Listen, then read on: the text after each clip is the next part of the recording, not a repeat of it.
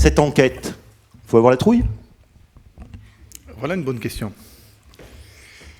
Mais avant d'y répondre, permettez-moi de regarder un petit peu la façon dont on a construit le questionnement.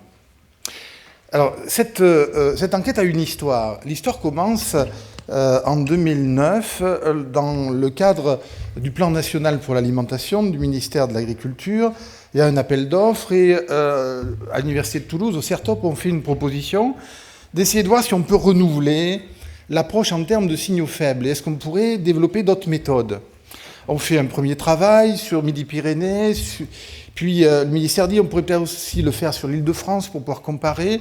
On avance, puis 2 ans après, dans le cadre du baromètre du ministère de l'Agriculture, Pascal Ebel et le Crédoc utilisent les outils pour le tester en grandeur réelle. Ça fonctionne, et puis on décide, effectivement, on va peut-être essayer de refaire ce travail avec un échantillon lourd et puis de l'actualiser. On a maintenant 3 enquêtes, même si elles ne sont pas tout à fait complètement comparables, mais qui nous donnent quelques éléments avec les mêmes outils et les mêmes méthodes. Alors, allons-y. Je voulais faire une déclaration d'intérêt avant. Je suis sous influence d'un lobby extrêmement puissant, qui est le lobby des sociologues de l'alimentation, de l'Université de Toulouse, accessoirement du CNRS, et, bon, au-delà des blagues, hein, on a des intérêts, tous. Et il y avait cette belle phrase de Durkheim qui disait « La recherche ne mériterait pas une heure de travail si elle n'était pas socialement utile. » Est-ce qu'on pourrait essayer de se donner ça comme objectif en cette journée ? Alors le titre, qu'est-ce qu'il peut vouloir dire ? Il peut vouloir dire qu'on a un tas d'injonctions, on nous dit « t'inquiète pas », mais de part et d'autre, du côté scientifique, du côté des filières, et le consommateur il est là, et il a des inquiétudes, donc on ne reconnaît pas toujours comme légitime. Ah ça c'est des conneries de bobos, on entend parfois. Ça c'est, etc. Et on va essayer de se regarder ces questions et comment ça fonctionne et quel statut on pourrait leur donner. Guy Pailloudin avait fait ce beau livre, déjà, dont on pourrait accepter la tutelle d'une réflexion entre science, agriculture, agroalimentaire et société. Alors je vais travailler en 3 temps. Dans un premier temps, je vais essayer de voir comment cette question des signaux faibles et la question des théories du risque nous a cadré depuis une 30aine d'années le rapport à l'alimentation, en surdéveloppant la problématique sanitaire et en passant au second plan un certain nombre d'autres questions. Alors bien sûr, les sociologues, on est là en permanence à essayer de rappeler ces autres questions. Mais assez régulièrement, on nous fait sentir que c'est quand même pas aussi important que les choses qui sont centrales, qui débouchent sur de la mortalité ou qui débouchent sur de la morbidité. Dans un deuxième temps, j'essaierai de voir comment cette question, par les inquiétudes, permet de donner une légitimité à la pensée de monsieur et madame tout le monde et nous permet de le prendre mieux en compte. Et puis ensuite, on basculera sur l'enquête et je vous proposerai quelques résultats. Qu'est-ce qu'on a appris des crises ? On a appris qu'il y a une dynamique de la crise. Vous voyez ici la dynamique de la présence médiatique de la crise de la vache folle. Vous voyez cette longue période, Jocelyn a travaillé longtemps sur cette question, cette longue période, Jocelyn Rode, où la crise est présente dans les médias. Il y a des articles scientifiques, 50 millions de consommateurs a fait un petit bout de papier, Le Monde a fait en page 17, une demi-page. C'est là. Pour autant, on va dire la crise dort. Puis on a un moment, plau, ça explose, puis ça retombe, éventuellement avec des répliques. Alors on peut le théoriser un petit peu. Il y a une phase très longue. Au cours de la phase longue où la crise dort, un certain nombre d'acteurs sociaux particuliers ont développé une sensibilité plus précise à l'égard de ces questions. C'est assez souvent des gens qui sont dans l'interface entre le monde scientifique et le monde social. C'est des gens qui ont et qui commencent à paramétrer la crise, c'est-à-dire à la construire. Puis la crise passe dans les médias. puis les autorités interviennent, donc on a un temps très long, puis le temps devient très court lorsqu'elle devient une crise médiatique, puis les autorités, qu'elles soient administratives, politiques ou d'entreprise, interviennent sous pression, puis la crise parfois a des répliques. Alors, la théorie des signaux faibles nous invite à étudier les crises en cette phase où elles dorment, à essayer de voir comment on pourrait faire une analyse de population, quelles sont les populations qui sont concernées, quelles sont les thématiques qui sont concernées, comment ces thématiques évoluent, bougent. Et sachant qu'il y a des crises qui dorment très longtemps. Ouais, vous avez des populations qui changent, des thématiques qui se renouvellent. Puis, il y a une deuxième étape qui est comment la crise passe dans les médias. Et là, il y a aussi des cadres théoriques qui pourraient nous inviter à regarder qui sont les acteurs du point de vue, dans cette théorie, par exemple, de la mise sur agenda, qui sont les croisés, qui sont ceux qui militent sur ces questions, quel type de médias accueillent ces questions, comment elles montent en charge. Ça, c'est la théorie des signaux faibles. Cette théorie des signaux faibles, elle a un énorme avantage, c'est qu'elle nous permet d'essayer d'anticiper. Mais elle a un inconvénient. C'est que, en se concentrant sur les signaux émis par les activistes, c'est-à-dire activistes au sens neutre, ceux qui ont développé la sensibilité la plus forte, eh bien, on a tendance à surécouter un certain nombre de choses. Et surtout, ce qui va se passer, c'est que vous allez avoir une espèce de guerre qui va s'installer. Et je vais vous montrer comment, par exemple, à partir des années 90, on a vu se développer des entreprises qui faisaient de l'intelligence économique, qui consistait à écouter, notamment à travers le web, un certain nombre d'émetteurs de signaux pour essayer de comprendre comment les crises se préparaient. Alors, la méthode, elle est simple, c'est des vieux documents, ça n'a rien de confidentiel. On fait des échantillons de sites internet, on peut travailler maintenant, y compris sur Facebook, on fait des échantillons, puis on met en place des systèmes de mots-clés, puis ces systèmes de mots-clés, on fait tourner des moteurs de recherche, et donc on fait sortir un certain nombre d'éléments. Échantillon sélectionne un certain nombre d'émetteurs, et des rapports conflictuels s'installent entre ceux qui écoutent et ceux qui émettent. Et ceux qui émettent se sentent un peu volés, ou se sentent un peu agressés, des rapports de force s'installent. Et on a des réactions qui consistent à surémettre des signaux pour empêcher la compréhension, la hiérarchisation, le tri entre ce qui est important et ce qui l'est moins. Et donc on a ici des rapports de force qui rendent peu fiable ce type de dispositif, et on a des problèmes éthiques de la relation entre l'écouteur et l'écouté. On va essayer de décadrer cette question. On va essayer de la décadrer en reprenant la question du risque. Alors il y a un moment très très intéressant dans l'histoire des crises récentes. Ce moment, c'est la crise des lasagnes à la viande de cheval. Je vais peut-être, non sans avoir au préalable, rappeler qu'une des ambitions de la sociologie de l'alimentation, comme le signalait Claude Fischler il y a quelque temps, c'était d'essayer de voir comment les consommateurs raisonnent. Et cette phrase, si les consommateurs sont irrationnels, ce qu'on entend parfois, eh bien, il est encore plus irrationnel que de ne pas étudier la façon dont ils raisonnent. Juste un petit film pour voir les difficultés avec lesquelles, lorsque cette crise de la vache folle est arrivée, le monde administratif et scientifique s'en est emparé. Le groupe Findus a porté plainte contre X dans l'affaire des plats de lasagne surgelés à la viande de cheval à la place de bœuf. Bruxelles n'interdira pas la commercialisation des lasagnes incriminées car il n'y a pas de danger sanitaire. C'est une question d'étiquetage. La viande n'a pas été étiquetée de manière correcte, affirme Bruxelles. Michel Barnier confirme. À ma connaissance, il n'y a pas de problème de sécurité alimentaire, donc ne parlons pas de scandale sanitaire au moment où nous parlons. Mais c'est un scandale. Il faudra que la justice qui a été saisie soit impitoyable avec ceux qui ont commis ou cette tromperie ou cette fraude.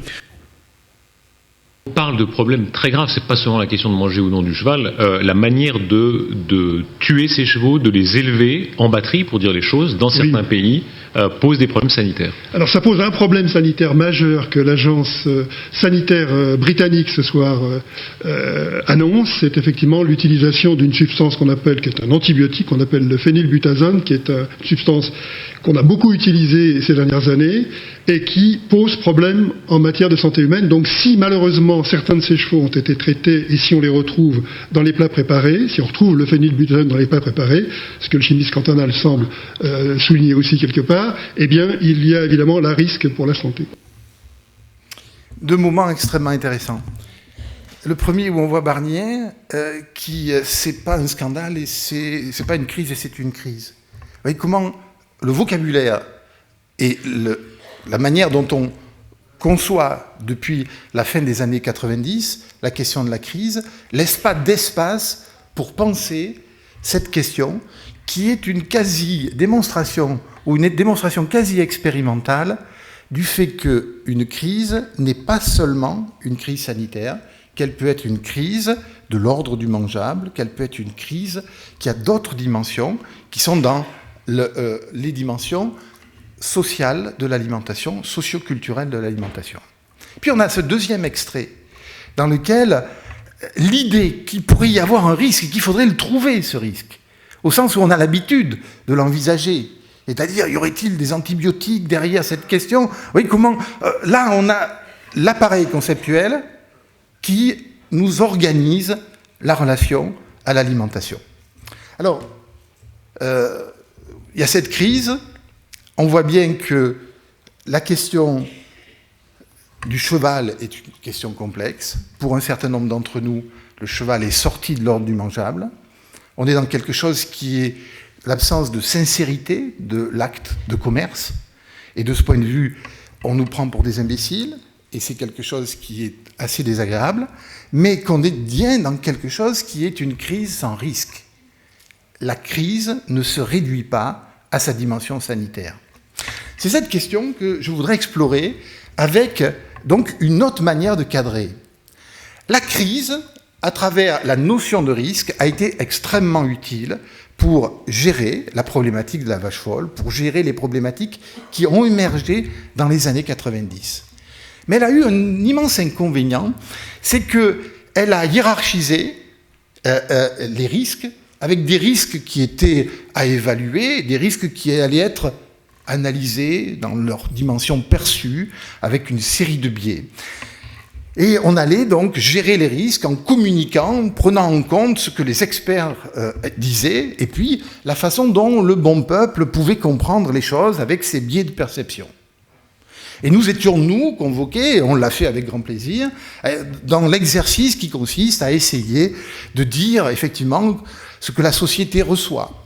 Et puis ça a développé tout un courant, des courants au sein de la sociologie et des sciences sociales sur cette question du risque. On va le regarder très rapidement. D'abord, une première analyse, l'analyse des mouvements sociaux, et là, Nicoletta Diezio va y travailler cet après-midi sur la question des mouvements sociaux. Et ici, vous avez, c'est pas Nicoletta Diezio qui est en photo, c'est Marion Netzel, qui est une collègue américaine qui a travaillé aussi sur ces questions. C'est une grille de lecture qui est intéressante, mais on est dans l'affrontement. Deuxième méthode, on va essayer de rentrer par la question des inquiétudes. C'est-à-dire, on va travailler non plus avec des activistes, mais en population générale. Tout le monde. Et en population générale, avec des questions, vous allez voir, on a testé des questions dans lesquelles on essaye de discriminer. Alors, on demande aux gens, si je vous dis fruits et légumes, quels sont vos principaux facteurs d'inquiétude? Et on fait ça après une enquête sur l'alimentation qui fait que la personne parle d'alimentation depuis 25 minutes. Elle a tout ça à l'esprit. Donc vous voyez, on est un peu dans des associations d'idées. Donc qu'est-ce qu'on va faire? On va à la fois rafler des choses qui sont complètement paramétrées, puis on va entendre des choses un peu plus faibles. Et dans les choses faibles, on voit des choses qui sont en train de disparaître, ou qui passent au second plan, et on voit des choses qui sont en train de monter. Alors cette notion d'inquiétude, elle a une histoire. Il faudra qu'on la fasse de façon encore plus longue. Au petit déjeuner, je discutais avec un collègue qui me disait, mais moi aussi j'ai utilisé, et je pense, je vous donne juste 2 ou 3 pointes ici. Jean Claudian, dans un article des Cahiers de nutrition, dans les années 80, faisait un article, quelques réflexions sur les inquiétudes alimentaires de notre temps. On est avant les crises. Claude Fischler a utilisé ce vocabulaire dans les périodes qui précèdent aussi la crise. Jean-Pierre Corbeau a utilisé ce vocabulaire, le vocabulaire de l'incertitude aussi. On va travailler pour essayer de repérer comment il y a un fond scientifique, conceptuel sur cette notion.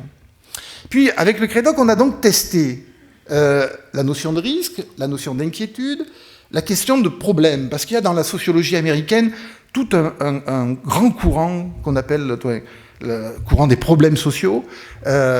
Ça ne fonctionne pas très très bien en France, la notion de problème. Alors qu'est-ce qui se passe ? On a risque qui tire sur le sanitaire et qui sature la question du sanitaire. On a problème qui tire sur l'économique. Et puis on a inquiétude qui élargit le spectre de l'écoute. Qu'est-ce qui se passe dans la sociologie du risque avant qu'on rentre dans les détails ? Aujourd'hui, c'est un secteur où il y a beaucoup de concurrence et beaucoup de controverses scientifiques. Avec une première série de travaux qui ont un peu tendance à regarder les consommateurs comme des gens qui ne comprennent pas tout, qui ont des biais de perception. Alors c'est toute une grande tradition derrière Peter Slovic, et la critique qui leur est adressée, c'est que cette critique, cette tradition pourrait, je vais utiliser plusieurs conditionnels puisque je prends la critique, contribuer un peu à discréditer le consommateur et d'une certaine façon à légitimer la gestion administrative et politique, économique de la crise. De l'autre côté, on a un courant en réaction à celui-ci, qui dit mais le consommateur, il y voit très clair. Parfois même, il y voit plus clair que vous ne l'imaginez. Et le concept de lanceur d'alerte a émergé pour pointer des rôles d'individus qui, à la frontière de la décision économique ou politique, sont parfois à même d'en dévoiler un certain nombre de dimensions cachées. Idéalisation critique du consommateur. Le lanceur d'alerte, par moment, peut être dans une posture d'idéalisation, n'est pas lanceur d'alerte qui veut. Donc on a une première tension, ici, entre la critique de l'irrationalité du consommateur et, de l'autre côté, la clairvoyance des lanceurs d'alerte.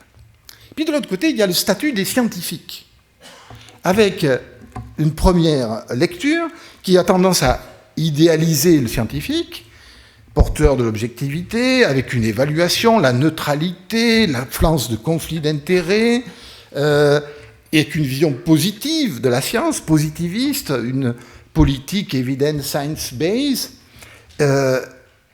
En même temps, quand on regarde le monde scientifique, on s'aperçoit qu'il y a parfois des controverses, qu'elles sont même structurantes de l'avancée de la science, que les intérêts ne s'arrêtent pas à la porte des laboratoires, et que les intérêts ne sont pas seulement des intérêts de type économique, que les intérêts, ils sont structurants du rapport, du fonctionnement des organisations scientifiques pour obtenir des places, pour obtenir des bourses, pour obtenir des moyens pour ces étudiants, pour faire de la recherche, etc.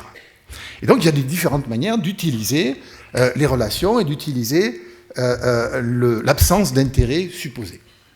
Puis de l'autre côté, on a donc la lecture qui pointe l'intérêt généralisé de l'ensemble des organisations. Cette lecture, on pourrait essayer de la dépasser en faisant 2 choses. La première, c'est en acceptant l'idée qu'il n'y a pas de non-intérêt, mais il y a des intérêts particuliers et des intérêts collectifs. Et que la question, c'est l'arbitrage des intérêts.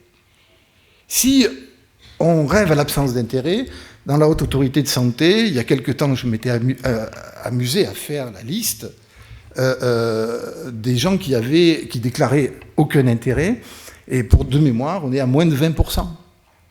Donc la question, il y a une question de fond, qui est la question du double bind dans lequel sont les chercheurs.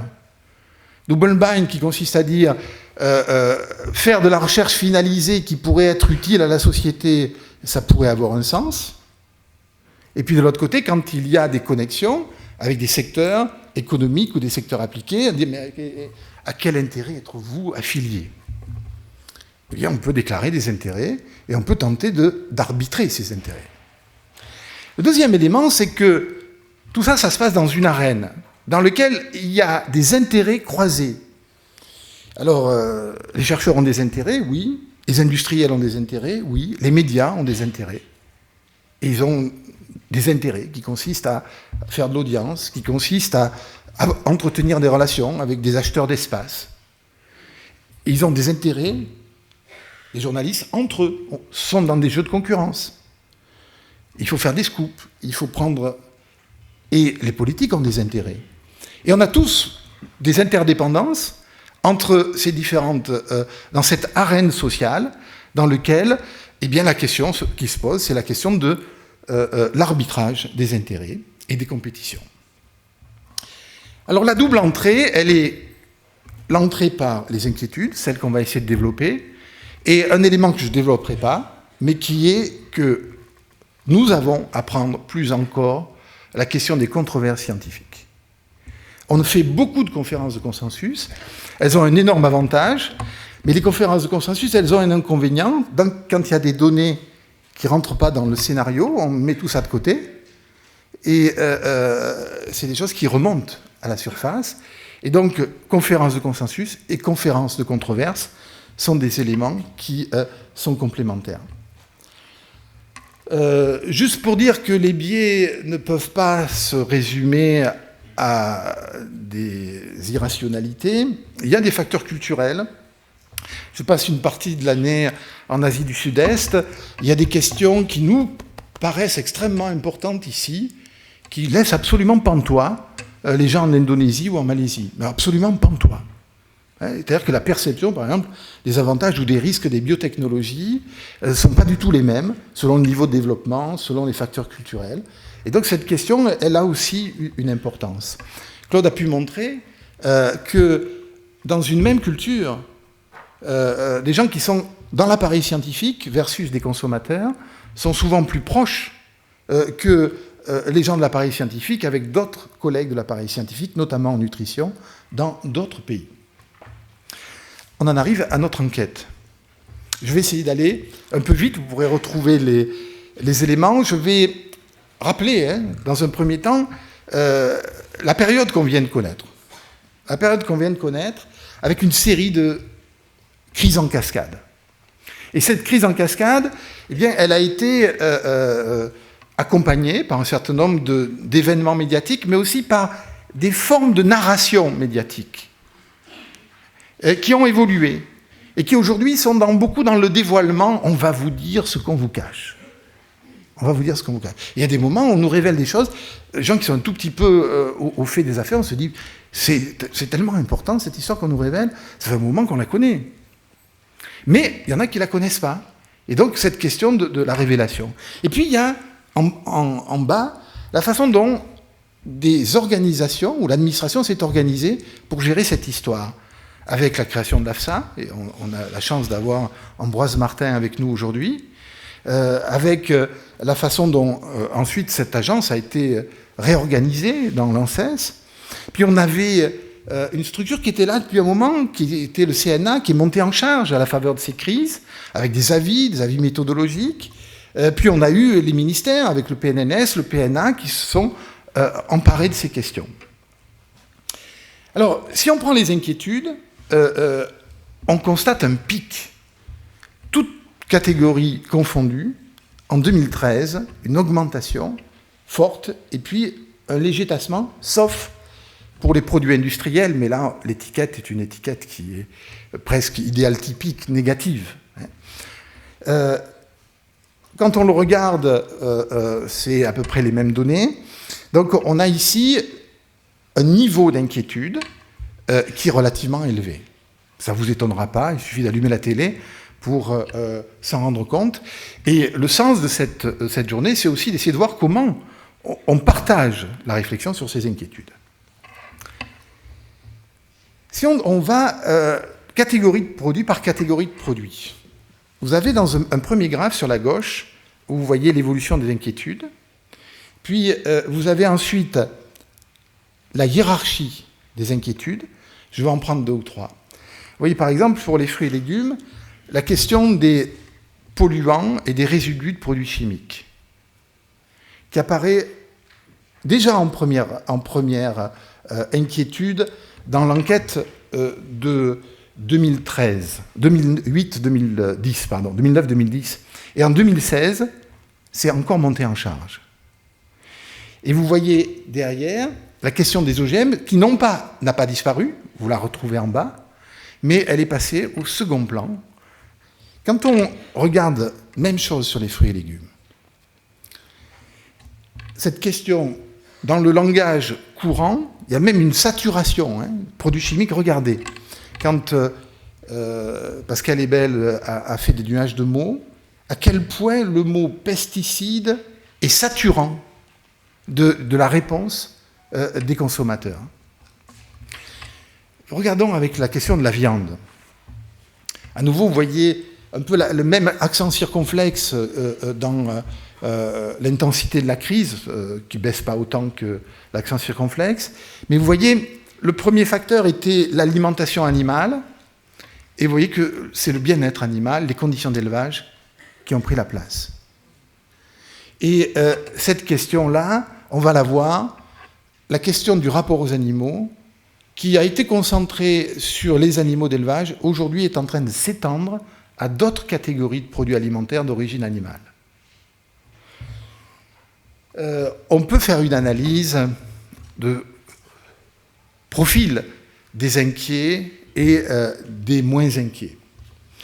Les facteurs d'âge sont liés, des facteurs de position sociale. On peut rentrer ça un peu plus en détail, mais j'avance. Si on regarde les poissons, eh bien, à nouveau, la question des polluants monte en charge. Mais ce qui apparaît de nouveau dans les poissons, eh bien, c'est la question des conditions d'élevage, plus largement même des conditions de pêche, c'est-à-dire du rapport qu'on entretient avec cette espèce. Quand on regarde les nuages de mots sur la viande, antibiotiques, élevage, maladie, et quand on regarde les nuages de mots sur les poissons, pollution, élevage, fraîcheur, les produits laitiers, vous avez ici alimentation animale en 2009-2010, des questions d'hygiène, alimentation animale, bien-être animal. On voit ici le bien-être animal, monter en charge sur les poissons, monter en charge sur les produits laitiers. Donc vous voyez cette problématique qui s'est diffusée. Vaches, produits, aliments, antibiotiques, les mots-clés. À nouveau des profils. On prend les céréales. Les céréales, vous aviez la question des produits chimiques, des polluants, et puis une question spécifique, la question des OGM, qui reste une question importante dans cette catégorie de produits. OGM, pesticides, produits, traitements. Si on prend les produits industriels, une catégorie pas très facile à cerner, mais qui devient un peu l'idéal typique de l'industrialisation, eh bien vous avez les produits chimiques. Entendez par là une catégorie qui est un petit peu plus complexe, c'est les additifs, c'est des éléments qui permettent des conservateurs, qui constituent une source d'inquiétude, mais qui était très forte, qui est un peu tombée, et on voit monter une deuxième source d'inquiétude autour des caractéristiques du produit. Entendez par là sa composition et à quoi ça sert. Alors derrière, il faut y entendre des problématiques autour de l'huile de palme, pourquoi on utilise cela, autour d'un certain nombre d'éléments de la composition des produits. Conservateurs, additifs, colorants, etc. J'avance et je vous fais voir 2-3 éléments comment on peut traiter ces données. Voilà par exemple, ici, on utilise les plus inquiets, la moyenne, les moins inquiets, pour essayer de voir comment les inquiétudes se répartissent et quelles sont les populations. Alors vous avez des produits pour lesquels vous avez une cohérence entre les moins inquiets et les plus inquiets. Les moins inquiets sont simplement moins inquiets, mais la hiérarchie est la même. Et puis vous avez des produits pour lesquels vous avez des divergences. Par exemple, vous avez la question de l'alimentation des animaux par rapport à la viande, ou la question du bien-être animal, et pas du tout hiérarchisée de la même façon, selon que les gens sont inquiets ou pas inquiets. La question des poissons a également des formes de hiérarchisation différentes, et surtout on voit pointer des choses curieuses qui méritent une certaine attention, c'est comment la question des OGM font l'apparition dans l'alimentation animale des poissons. Sur la question du lait, des questions qui, lorsqu'on les regarde à travers les activistes, apparaissent comme extrêmement importantes, ici sont présentes, mais avec une intensité qui est différente, la question des anti-laits, mais on voit apparaître une demande de transparence, une demande, le mot lobby commence à être associé à certaines filières, et donc on a des questions ici à prendre en charge. On peut analyser, en prenant les inquiets, les formes de hiérarchisation des inquiétudes. Je conclus. Je conclus en faisant la chose suivante. On prend l'ensemble des réponses, on les agrège. Et on voit apparaître 4 gros paquets. Un premier paquet qu'on va appeler, on peut y aller carrément avec ça, la question de la qualité sanitaire et nutritionnelle. Elle est importante, 27% de l'ensemble des inquiétudes. Mais on voit apparaître une inquiétude plus massive, plus importante, qui nous invite à discuter des produits, des modalités de l'agriculture, produits chimiques, polluants, pas seulement de l'agriculture, de l'élevage, de la pêche. Puis on a l'animal, dans l'alimentation animale et les conditions d'élevage. Et on a enfin quelque chose qui a été un peu une surprise, c'est ce qu'on lit en creux, c'est quand même une demande sur le produit, ses caractéristiques. Quand on a commencé à traiter l'enquête, l'idée est apparue que peut-être il fallait rajouter une catégorie qu'on n'avait pas envisagée au départ. Et que cette catégorie, en fin de compte, elle nous amène à prendre la mesure qu'à surparler du risque, à surparler...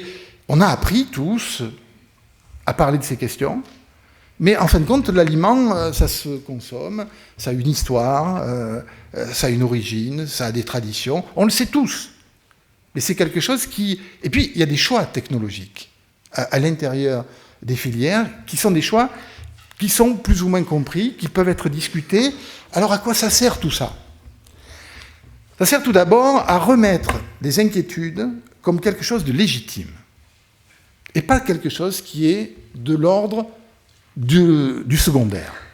Deuxièmement, c'est que sur ces inquiétudes, il faut essayer de comprendre comment on peut répondre, comment on peut argumenter, comment on peut justifier, ou comment ces inquiétudes peuvent participer d'une réforme, d'une manière de repenser, de réorganiser.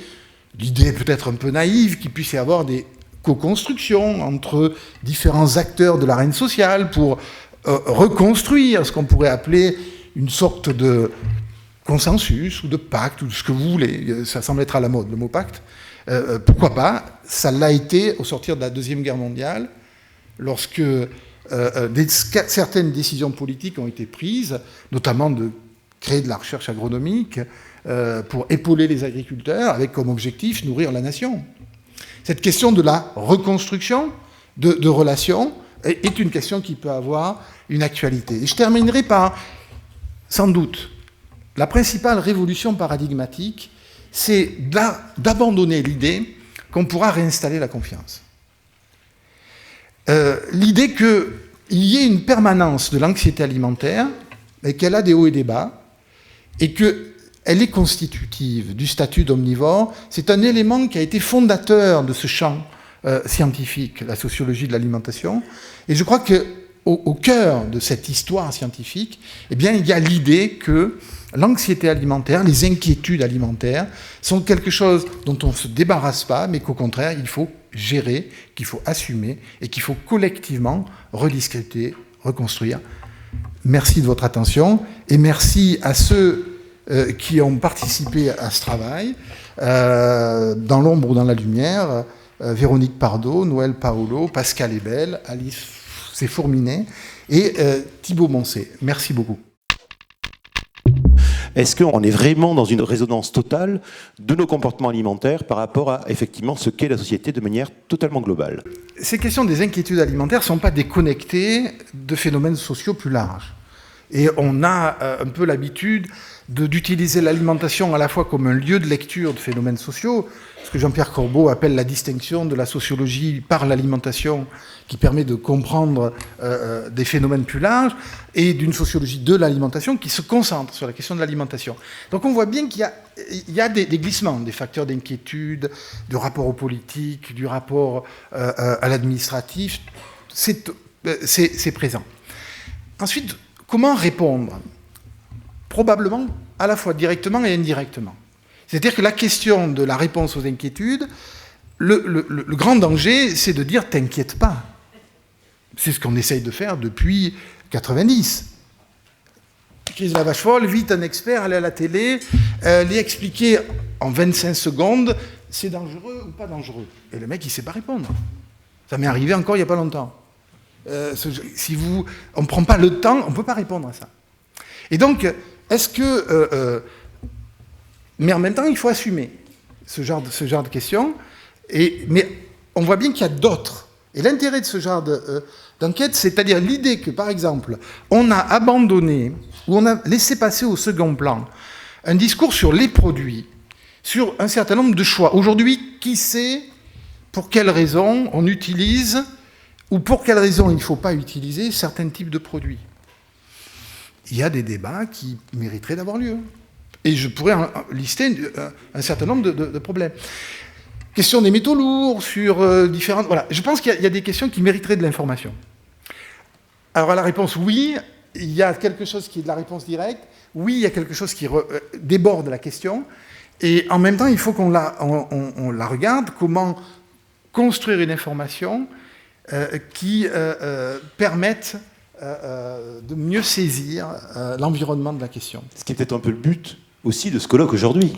Comment on peut retisser en fait des liens et des circulations d'informations et de mettre en place des passeurs ou des passages pour que l'information soit audible par le plus grand nombre?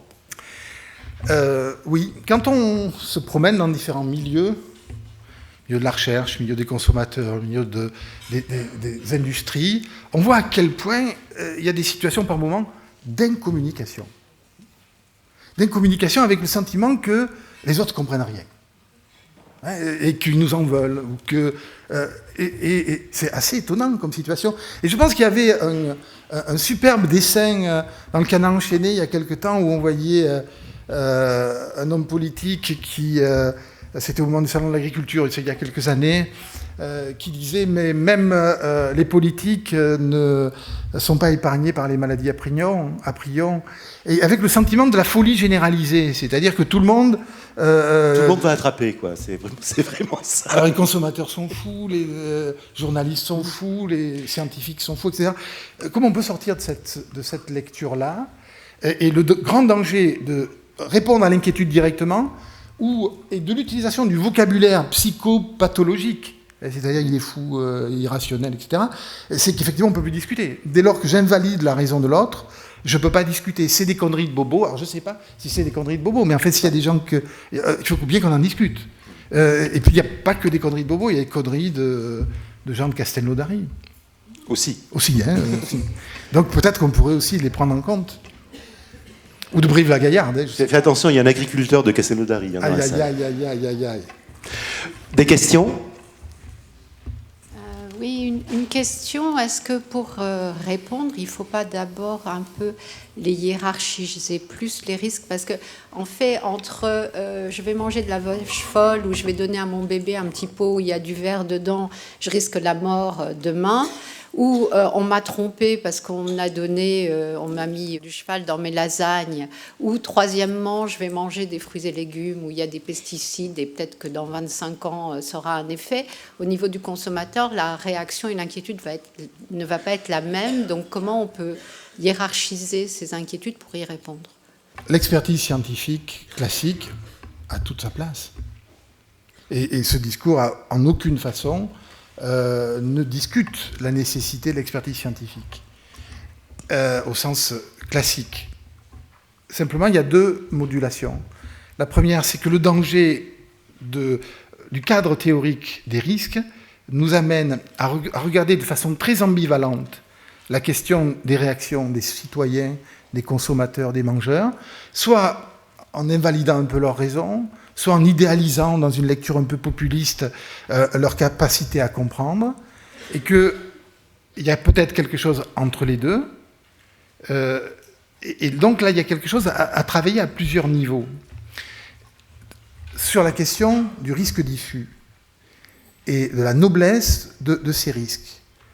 Et de l'autre côté, la question de l'évaluation scientifique, elle ne peut pas être prise argent comptant. Elle doit aussi être l'objet d'une discussion. Alors, où, comment, ça, il y a des questions. Il y a des controverses qui traversent le champ scientifique. Et ces controverses, il faut qu'on les assume à différents niveaux. Les assumer au niveau scientifique et les assumer dans la façon dont elles pourraient être médiatisées. Si on ne médiatise pas les controverses, elles sortent.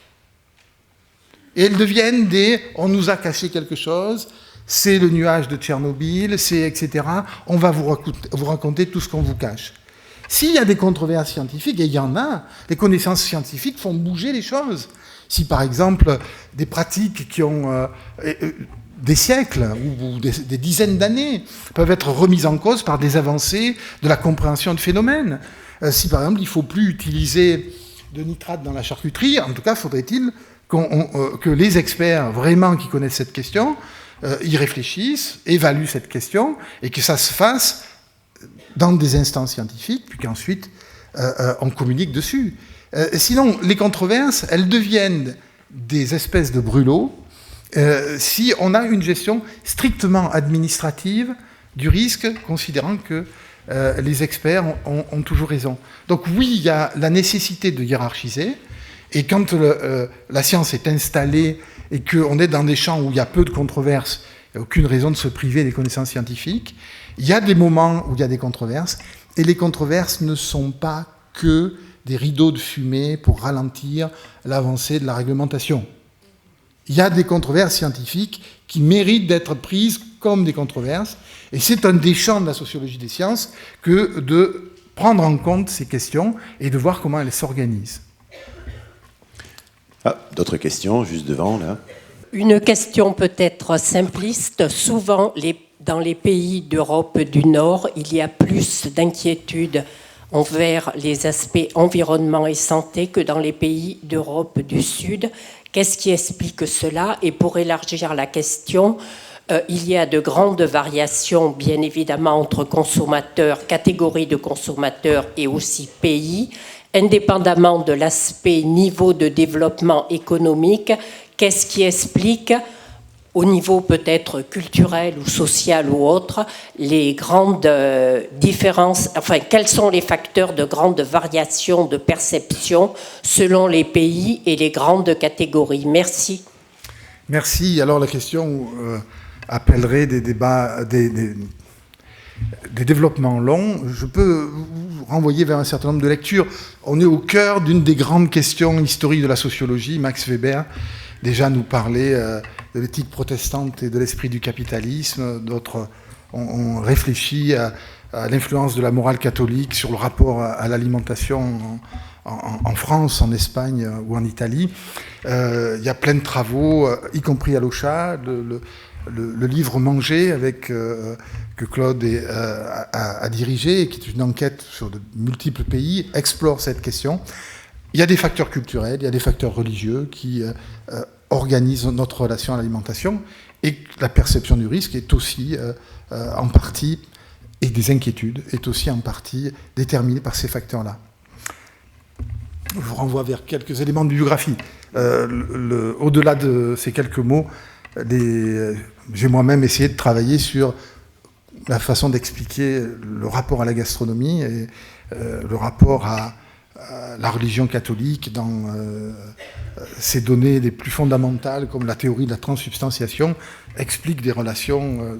Voilà, je vous en renvoie à des lectures que vous trouverez dans les bibliographies, notamment de Lochat. Monsieur, une autre question. Bernard Valuy, je suis président du CIFAP, Centre d'information farine-pain. Merci. Dans le cadre du gluten, nous allons au-delà de la controverse scientifique, puisqu'il y a une absence de connaissances. Et le fait que les scientifiques disent qu'ils ne savent pas va nourrir les croyances, c'est-à-dire ceux qui, effectivement, pensent, et je pense, enfin, le cas du gluten est particulier, que, effectivement, c'est lié à un certain nombre de pathologies qui ne sont pas, aujourd'hui, définies d'une manière, je dirais, spécifique par la profession médicale. Donc il y a véritablement un problème de relation entre, non pas la controverse, mais l'honnêteté scientifique de dire « je ne sais pas », pour un scientifique, par rapport à quelqu'un qui dit « je crois savoir » ou « je crois ». Merci de cette question. Pour mettre controverse au pluriel, y compris dans les types de controverses. C'est-à-dire que la controverse la plus classique, c'est lorsque vous avez des arguments avec la même qualité scientifique, c'est-à-dire publiés dans des revues de haut niveau scientifique, et qui se contredisent. Par exemple, le même journal, la même année, reviewé par des professionnels de façon aveugle, anonyme, et vous avez des contradictions. Ça, c'est le cas le plus pur, entre guillemets, de controverse. Mais vous avez des situations où vous avez ce qu'on peut appeler des pré-controverses. C'est-à-dire qu'il n'y a rien dans l'appareil scientifique, mais dans les allées de la science, il y a des choses. C'est-à-dire qu'il y a des gens qui racontent que c'est pas bien, qu'il faut faire ci, qu'il faut là, qui le publient dans des revues qui sont de moins bonne qualité, mais quand même qui ont un statut, qui sont docteurs, qui ont une position dans l'appareil scientifique. Mais ça n'a pas atteint le cœur de l'appareil scientifique. Puis vous avez des post-controverses. C'est-à-dire qu'il y a des trucs qui ont flambé à une époque, puis le truc semble s'être éteint, mais on a quand même des publications qui continuent dans des revues de très haut niveau à passer sur des arguments que la communauté scientifique a abandonnés. Ça, c'est différents types de controverses, et le gluten peut être une de ces pré-controverses dans lesquelles... alors, quel intérêt de faire de cette typologie ? Eh bien, c'est aussi une manière d'orienter l'activité de la recherche. C'est aussi une manière de pointer où il y a des nécessités de faire des travaux pour essayer d'éclairer et d'arbitrer un certain nombre de ces questions le plus rapidement possible, si la science est capable de le faire. Mais la science n'est pas capable d'arbitrer. La science, elle ne nous dira jamais s'il faut être végétarien ou pas végétarien. Hein, cette question, ou comment tuer les animaux, cette question-là est une question qui relève d'un autre niveau, qui relève d'une question d'éthique, politique, de débat, d'une autre nature. Merci. Merci beaucoup, Jean-Pierre.